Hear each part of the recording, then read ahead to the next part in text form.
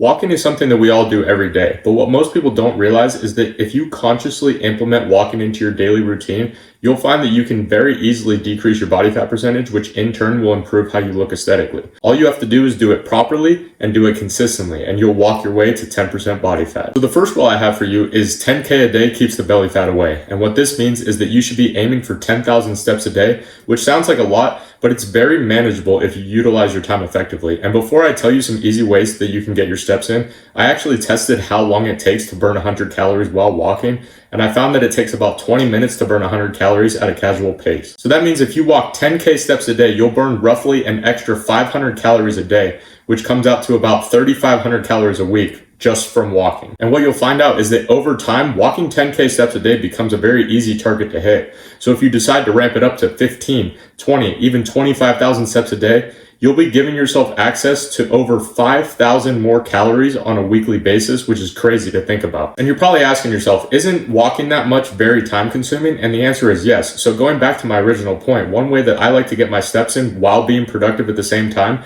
is doing work on the computer while walking. And no, you don't need to go buy one of those treadmill desks for hundreds of dollars.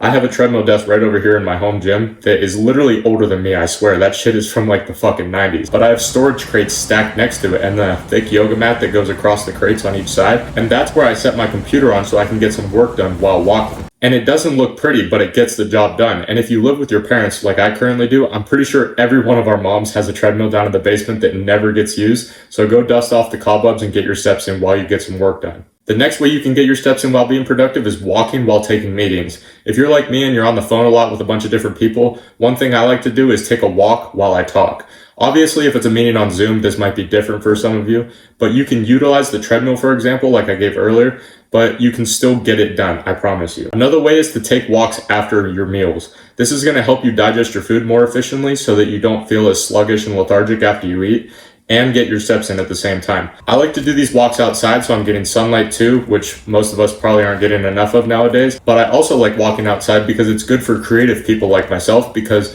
something about walking outside helps me think of video ideas and gets me thinking creatively than if I was to just sit inside and brainstorm at my desk.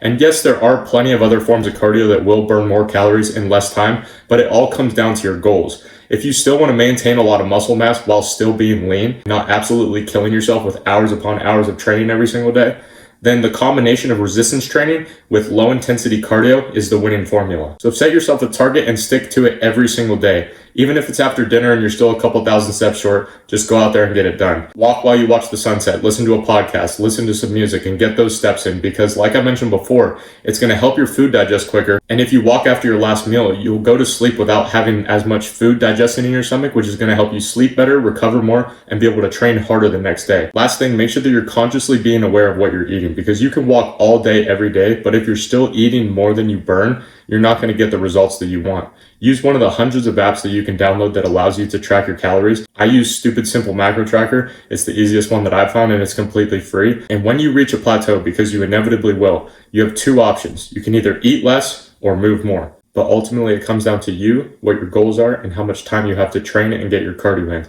But sometimes you just have to make the time to get it in, which will teach you time management skills, which are transferable over all realms. So I hope this one helped today. Implement some of these things into your routine, and I will see you tomorrow, my friend.